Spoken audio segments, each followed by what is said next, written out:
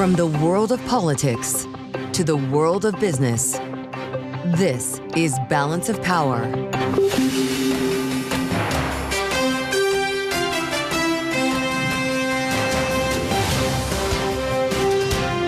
Live from Washington, D.C. Export curbs on Nvidia putting a new focus on the trade and technology war with China. Welcome to Balance of Power on Bloomberg TV and radio. I'm Kailey Leinz in Washington, which is intersecting with Wall Street today as we see Nvidia and other tech stocks under pressure on the news of the new restrictions on what chips they can sell to China. We'll have the latest details this hour with Bloomberg's Ed Ludlow, as well as Tyler Kendall at the White House, plus get some analysis from our political panel, Rick Davis and Jeanne Zaino. Plus, we are just about 30 minutes away from a very important event, remarks and a moderated discussion with the chair of the Federal Reserve, Jerome Powell, at the Economic Club of Chicago, scheduled to begin at 1:30 p.m. Eastern Time, and we'll be bringing it to you live, as we know the markets will be listening to each and every word. But let's check on how markets are trading before they hear from Chairman Powell and check in with Amy Morris, who is keeping track for us. Hey, Amy. Hey, Kailey. And everything is red on the screen right now. Tesla's shares of EV sales in California fell to 43.9 in the first quarter, down from 55.5 last year. Tesla's registrations dropped 15% in the first quarter. Sales of all other EVs increased 35% during that same period. Shares of Tesla right now down nearly 3.5%. Advanced Micro Devices expects to be charged as much as $800 million after the Trump administration put new restrictions on semiconductor exports to China. The company came to that conclusion after it completed an initial assessment of a new license requirement for the export of some of its new chips. Nvidia said yesterday it will take a write-down of $5.5 billion because its H2O chip will be banned from export to China without a license. Now, AMD says it'll seek licenses to export to customers in China. It just can't be sure it'll ever get them. Shares of AMD now down 6.8%. Shares of Nvidia now down 7.6%. The World Trade Organization has slashed its forecast for merchandise trade this year, now expecting the volume of world merchandise trade to decline by 0.2% in 2025, a dramatic reversal from expectations at the start of this year. All of this is moving markets lower. We do check markets for you all day long at Bloomberg. The S&P 500 down 1.3%. NASDAQ now down 2.2%. The Dow is down about 0.7%. The 10-year Treasury yield at 4.31% and the 2-year yield at 3.79%. For on-demand news 24 hours a day, subscribe to Bloomberg News Now wherever you get your podcasts. I'm Amy Morris. That is a Bloomberg Business Flash. Let's go back to Balance of Power with Kailey Leinz. All right, Amy Morris running us through all the market action, including what we're seeing with Nvidia today. Thank you so much. And of course, the Nvidia price action comes after the news the company revealed last night, which is that the U.S. government has put new restrictions on its ability to send its H20 chip to export it to China. The company says this is going to result in a $5.5 billion write-down in the current quarter tied to inventory and previous commitments for the chip. And Nvidia is not the only one. AMD also expecting a charge of as much as $800 million after the administration put restrictions on it too, specifically its ability to export its MI308 products to China. All of this is the U.S. is trying to restrict China's access to and ability to develop advanced semiconductor technology and the things that technology ultimately powers. So for more, we turn to Ed Ludlow, who is co-host of Bloomberg Technology. Thanks for being here, Ed. Obviously, there were already restrictions in place that companies like Nvidia were grappling with, but this H20 chip was supposed to be a way to get around the problem of export controls, and now it is, once again, falling victim to controls. Yeah, that's exactly what both our sort of political and markets audience needs to understand, that the specific technology that is, as of this morning, subject to these additional license requirements was already a result of what the Biden administration had put in place. Like Nvidia's H20, for example, they designed it in 2023 with the hopes that it would get around, circumvent those restrictions. For Nvidia, a $5.5 billion write-down, that's literally basically the loss of being unable to sell inventory that was already committed to customers is a pain, but for AMD, even though their dollar sales is much less than Nvidia, proportionately, China's so important. And the context you need to remember is these are American companies. They are the biggest technology companies in the world. Nvidia, literally the biggest player in AI markets. And there was a time where China was the most important end market for cloud computing. Nvidia's already moved away. 2022, China was about 25, 26% of revenue. It's now low double digits, and most people see it going to single digits. But this is the trade-off the administration needs to work with these companies on. They want to onshore them in the US, but need to consider the end markets they're now being cut off from.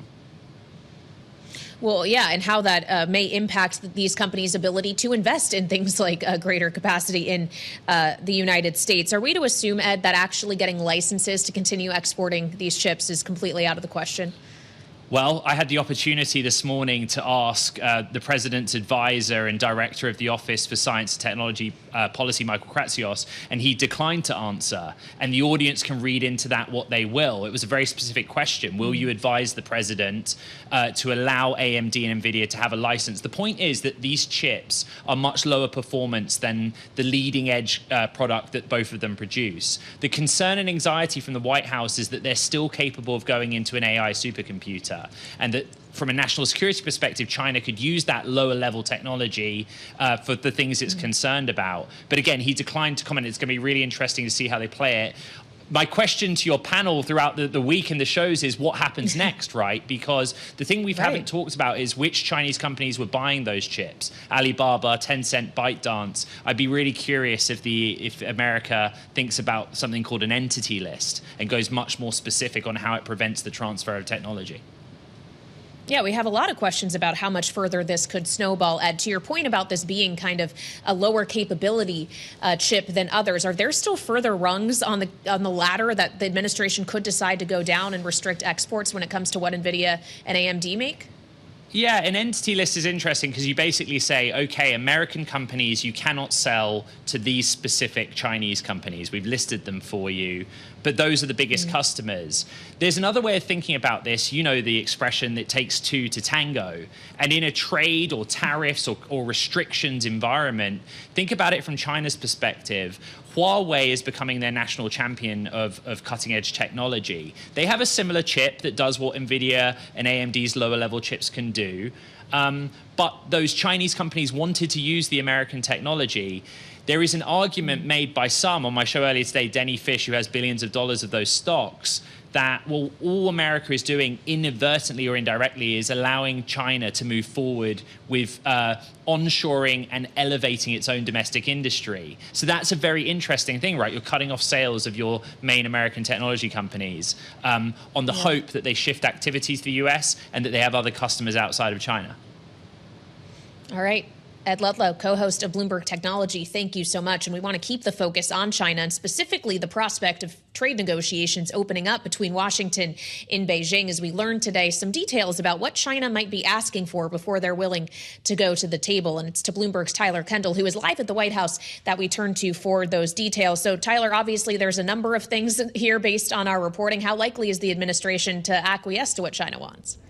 Yeah, hey, Kailey. Well, that really remains to be seen, considering that one of the big points here that we're learning per a person familiar with the Chinese government's thinking is that Beijing would like to see a point person appointed to lead these talks other than President Trump. And we know that this White House has repeatedly said that he would be directly involved. And even the president himself has said that he is waiting for Xi Jinping's call. Still, this is kind of our first insight that we've really seen into potentially what could break what has been weeks of escalation between the two countries. Also, importantly, the source familiar telling Bloomberg News that the most important precondition is going to be for Chinese officials to feel that they are treated with respect. It appears that Beijing would like to see President Trump start to disavow when his cabinet members, for example, criticize China, even if President Trump himself says that he has a good relationship with Xi Jinping.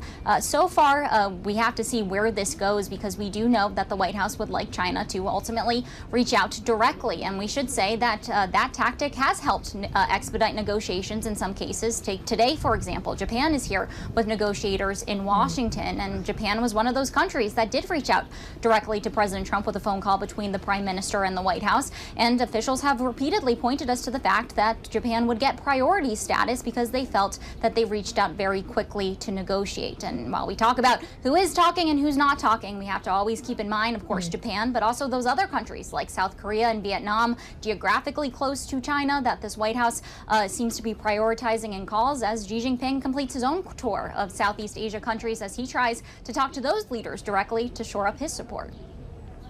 Yeah, and Bloomberg has some fresh reporting out today, Tyler, about how the administration may be asking countries like Japan to be considering putting their own tariffs on China as part of these negotiations. What other asks could the Japanese who are in Washington today face from the administration? Right, and that reporting is particularly interesting because Bloomberg News had actually reported that a few months ago. Remember when those Mexico tariff talks were underway, that the U.S. had been pressuring Mexico to lift its own tariffs against China. So this does appear to be a repeat of a potential strategy here by the administration, as we've heard Scott Bessent, for example, say that he would like to see a coalition form together, and then they could tackle ultimately what happens there with China. It remains to be seen exactly what's going to be put on the table when it comes to these talks with Japan. President Trump, of course, saying in his Truth Social post that they'll be talking about trade imbalances as well as American military support. As you well know, all of these talks are going well beyond just those tariff barriers. We could keep in mind that Japan has already pledged, for example, that it would boost U.S. LNG imports into the country. So perhaps that could be one of the factors here on the table as we wait to learn more. But one thing that we do know, Kailey, President Trump says he's going to be directly involved in these talks today, even though they're not at the leader level. He's going to appear alongside his Commerce Secretary, Howard Lutnick, and Treasury Secretary Scott Bessent. All right, Bloomberg's Tyler Kendall live at the White House here on Bloomberg TV and radio. Thank you so much for your reporting. And now we get analysis from our political panel. Rick Davis and Jeanne Zaino, both of them Bloomberg politics contributors. Rick, also Republican strategist and partner at Stonecourt Capital. Jeanne, Democratic analyst and senior democracy fellow at the Center for the Study of the Presidency and Congress. Rick, when we consider these negotiations that are now beginning, knowing that there is a 90-day window that is getting ever shorter that the administration has left for itself here to ink all of these various trade deals, how important is it for them to have quick victories, quick deals to announce? You know, I don't think it's really that critical for them to have a lot of quick deals, show momentum. I mean, maybe if they're trying to regain some of the footing that's lost in the markets, that would make some sense. But I think really this is a much bigger thing, and I think your conversation with Tyler kind of kicks it off, and that is this is about isolating China, right? You'll notice everybody else got a reprieve but them. This has been a real focus of Donald Trump since his first presidency, is to basically divide the world along the lines of they're friends of China and they're friends of the United States. And we haven't seen this kind of alignment since the Soviet Union, sphere of influence strategies that the U.S. used to have to go through during the Cold War. And so at the end of the day, I think what you see is this decoupling. You see trying to isolate China. You see the use of the military in the Pacific. You see the use of diplomacy abroad. You see the use of economics at home and abroad. And I think these are all the toolkits that Trump's using to try and basically create a deterrent to Chinese influence around the world. Well, but he still says he wants China to pick up the phone and call. He'd like to make a deal, is the contention of him and others in the White House. Jeanne, and Tyler was just outlining some of the things China, according to our reporting, wants to see first. Guarantees that they'll be respected. There will be one point person, that there will be consistency in U.S. policy. Do you see those things as likely to be delivered by the Trump administration? We haven't seen a sign of it yet. You know, Donald Trump has famously described himself as a great deal maker, and yet on the very issues he needs to make deals so far in the last 80 days, he has fallen short. Now, granted, we have to give him some time. But, you know, as I'm listening to Rick, I'm thinking that may have all been true for Donald Trump 1.0. But in Donald Trump 2.0, if we are trying to decouple from China, if we are trying to isolate China, we are doing a heck of a job doing that. Why the tariffs on every country in the world? Why start with Canada and Mexico? Why drive so many of our allies to seek relationships with China? Why is Xi Jinping traveling around the world right now, shoring up those relationships? So if that was the intent, and I actually agree with the intent, then it is a heck of a way to roll out that policy. And I think that's the problem here. There was a smart way to do targeted tariffs on China to get where we need to go, and we do need to get there. But this is not the way. And so now Donald Trump is caught up in trying to negotiate with every country around the world, as opposed to focusing like a laser beam where we should be focused, which is on China. Well, he obviously was not shy about talking about China on the campaign trail, which is how we got to Trump 2.0, Rick, is in part because he campaigned on this. But he also campaigned on just the idea that he thinks tariffs are the way to revive the American manufacturing economy and make the U.S. greater than it was before. Can we quantify the actual domestic support for any of these policies, whether it comes to China or the wider tariff regime that is in place? Yeah, I mean, obviously, you're right. It's not just a weapon or a tool of diplomacy and foreign relations. It's a way, in Donald Trump's mind, that you take off pressures from taxation on the American public and allow the world to fund our country and our government. And so he hasn't really invested too heavily in selling that. Obviously, it was a big part of his campaign.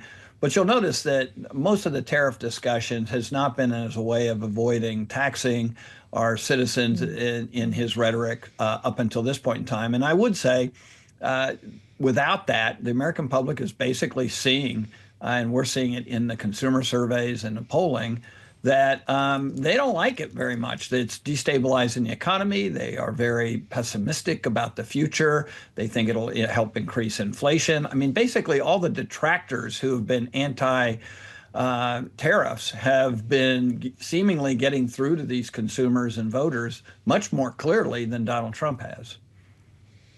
Well, and you're starting to see that showing up in town halls, or arguably we've already been seeing it. But take the example of Senator Chuck Grassley of Iowa, Jeanne, who just got an earful, although he already was kind of skeptical of tariffs. He was one of the co-sponsors of that bipartisan legislation that would reassert Congress's authority over the matter, that got a veto threat from the White House already. But for the others in Congress who are at home in their districts right now for their Easter recess, do you expect they could return to Washington, D.C. on the other side of it with a different attitude when it comes to tariffs? Absolutely, because they will be talking to constituents who are hurt by this tariff taxation plan that the president has put into place. You know, the president is sitting in the Oval Office saying, well, you know, I like Tim Cook. I just talked to Tim Cook. I made an exception for Tim Cook. But these representatives and senators will be talking to their constituents, big and small business owners, people who have jobs that rely on trade and free trade around the world. And the way the president has gone about this is reckless. And we're seeing it, as Rick said, in the consumer confidence. We're seeing it in the polls. And the president has yet to explain what the goal is. If the goal is to reshore and build manufacturing, exemptions work in the opposite direction. Why the exemptions, right? If the goal is to raise revenue, why the exemptions, right? So he not only has done this in a reckless way, he has been unable to articulate the goal, and he has been unable to articulate how long this pain will be felt by the American public. Congressmen and women will hear all of that over break, and they may return saying we need to claim back some of our power. Although it's Congress, Kailey, so I wouldn't hold my bet they'll do anything right away. Fair enough. Jeanne, Zaino, and Rick Davis, our political panel, thank you so much for the insightful conversation on the tariff policies themselves. And of course, there's massive questions about the actual economic toll of those policies and how the Federal Reserve will respond if they choose to do so. We're hopefully going to get some more insight into that coming up just under 15 minutes from now. Again, the Fed Chair, Jay Powell, set to take the stage at the Economic Club of Chicago. Probably weigh in on the activity we saw in the bond market as well, in part driven by tariffs last week. And as we look forward to his insights, we'll get insights from Betsey Stevenson of the University of Michigan. So stick with us right here on Balance of Power on Bloomberg TV and radio. I'm Kailey Leinz in Washington here on Bloomberg TV and radio. The question is, how will markets be trading after they hear from the man they perhaps most want to hear from, at least today? And I'm not talking about President Trump, though certainly he has the power to move markets, as we have all come to learn in the last several weeks, but also the chair of the Federal Reserve, Jerome Powell, who just moments from now is scheduled to deliver remarks and then take place in a moderated question and answer session at the Economic Club of Chicago. This, of course, is a chance to hear from him after the tariff-driven bond market turmoil we all experienced and saw last week, something that actually the Treasury Secretary Scott Bessent discussed with our colleague Anne-Marie Hordern in an exclusive interview on Monday. He said that they did discuss the bond market at their weekly breakfast and didn't signal that there was too much worry. Chair Powell and I have breakfast every week, and we discuss a wide range of things. And our staffs are always in contact. We have a markets room, they have a markets room, but and specifically, did we discuss some kind of a break the glass? I think we're a long way from that. But will we hear from the chairman that he agrees we're a long way from that? As we look forward to Powell's remarks, we turn to Betsey Stevenson. She's professor of public policy and economics at the University of Michigan, also a former member of the Council of Economic Advisors in the Obama White House and former chief economist at the U.S. Department of Labor in that same administration. Betsey, welcome back to Bloomberg TV and radio. It's good to have you on Balance of Power as always. Do you expect that the chairman is going to bring a message of calm, of lack of panic over what activity we've seen in the bond markets, or does he need to reassure financial markets that the Fed will be there to step in if it proves necessary? I do think that he's going to reassure financial markets that we have a strong and sound monetary policy team and that they'll step in if necessary. I think that's exactly what he needs to do. So, you've got Powell is in a difficult position because he needs to calm the markets down. And he also needs to make sure that he doesn't put the Fed at any kind of risk from retribution from President Trump. And so, he's been a master at choosing his words carefully. And that's what I'm expecting to hear out of this speech. Well, yeah, we've certainly seen example after example of him having to dodge politically oriented questions at various news conferences and events, Betsey. But the thing that often the people asking those questions are really trying to get at is an understanding of the Fed's willingness to intervene, not just in any financial market like plumbing disruptions that we see, but actually economic disruptions we see as a result of tariffs. His message consistently is there's not a clarity on that tariff policy. Therefore, we don't have the certainty to kind of forecast any move. But I wonder if that means that inherently the Fed's going to end up acting too late, if they have to wait for the actual data to be in hand before doing anything, knowing monetary policy operates with a lag anyway. Do you think they could end up showing up too late to the ballgame? Well, it's not just waiting for data. They're actually waiting for information. None of us really know exactly what's going to happen, how long these tariffs are going to last. When it comes to, an economic slowdown that is driven by tariffs, the Fed's in a difficult position because you're going to get a jump up in prices. So the price level will increase and we'll see the economy slow down. I think if you look at what the Fed was thinking back when we had tariffs in the first Trump administration, their focus is on the real economy. How much does the economy slow down? And really letting the price level jump up, because it's not ongoing inflation that comes with tariffs.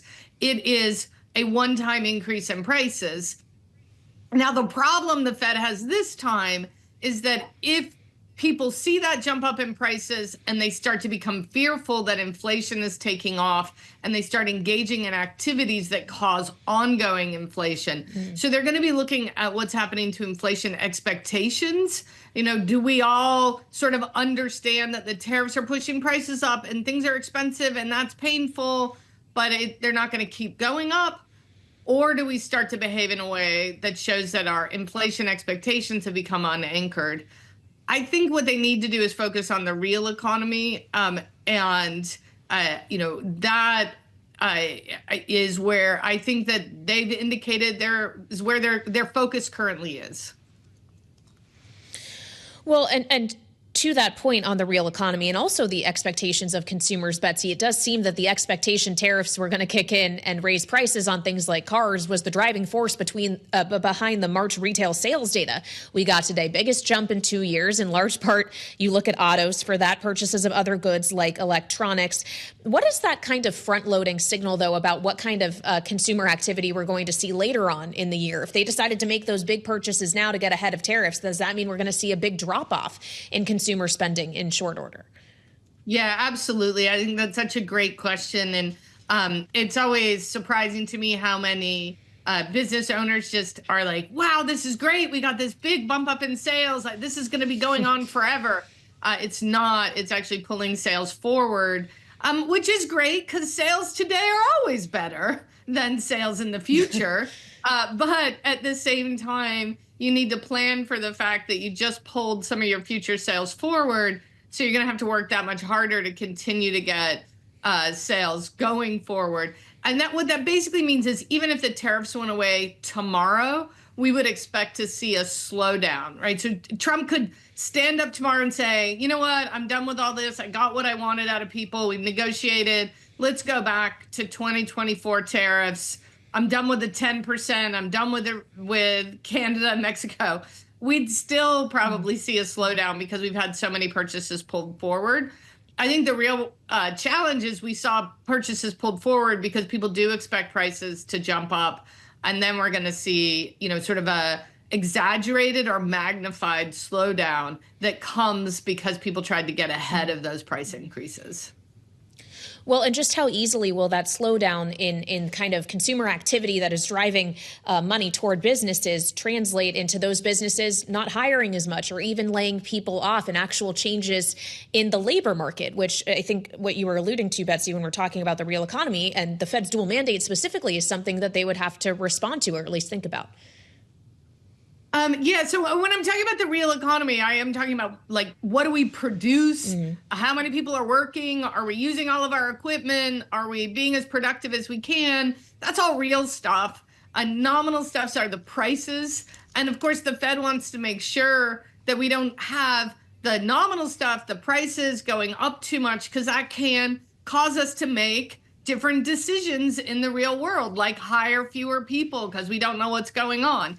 Look, I think companies are already at a place where they're being really cautious in terms of thinking about expansion plans, investment, hiring, because there's so much uncertainty. Operating in this highly uncertain environment means go slow. So it's a big, yellow light for people.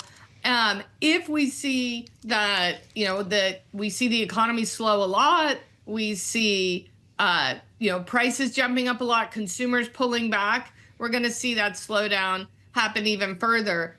But, one of the things you pointed out that, what should companies do? The challenge for companies at a time of high government uncertainty and high macroeconomic uncertainty is, if you're a business, you're trying to figure out, am I selling more or less because I got better or worse at competing with my competitors, because consumers are changing how they value my product relative to other products they can buy?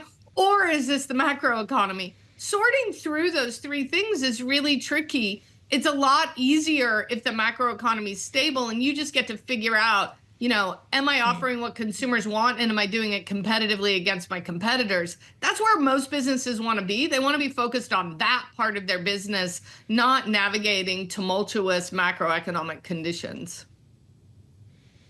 I just want to note for our audience on Bloomberg TV and on radio and on YouTube, you can see as well that this event at the Economic Club of Chicago is just beginning. No eyes yet on Chairman Powell or the Chicago Fed President Austin Goolsbee, who is set to introduce him. But we have just gotten some embargoed headlines from the remarks that Chairman Powell intends to deliver, including as follows. Powell saying that the Fed is well positioned to wait for more clarity for the time being. In keeping with lines we've heard from him before, he says they can't have a strong labor market without price stability, which speaks to something else Powell is planning to say, that they may find themselves in a scenario with their mandates in tension. What we've just been discussing with Betsey, the labor market considerations and the inflation considerations. We're seeing Chicago Fed President Austin Goolsbee making his remarks now. We expect to hear from Powell any minute now. Betsey, before we do, just quickly on this, being well positioned to wait, how long realistically do you expect we'll be waiting until we get the Fed's next rate cut or rate decision? Because I guess we can't always rule out a hike either. I think the issue is that these goals are in tension right now. One goal says cut, the other one says raise. And as long as they're in tension, they're going to wait, because waiting's the right thing to do if they've got equal forces pushing them in opposite conditions. And so I think we could see waiting continue for quite some time until it's clear that one of those is becoming a bigger problem? Well, I guess it's a question of when that clarity actually will emerge. Do you expect, though, Betsey, that we could see a situation in which so long the clarity has been awaited for so long that when we do ultimately get a rate cut again, it's an emergency one, that they actually have to potentially act intermeeting? Because that was the kind of narrative that was bubbling up to the surface with the volatility of the last week or so. You know, I think the great thing is if they need to do that, they can do that. But realize that cutting too soon risks ongoing inflation, which creates its own set of problems for employment, which is exactly the quote you read from Powell. When he says that we're trying to balance these two risks, it's not like I'm going to sacrifice one baby to help the other. It's that these two things actually work together. Price stability helps support maximum employment. And so, you know, I do think that right now we're in a world where they are well positioned to wait. These things are in tension with each other.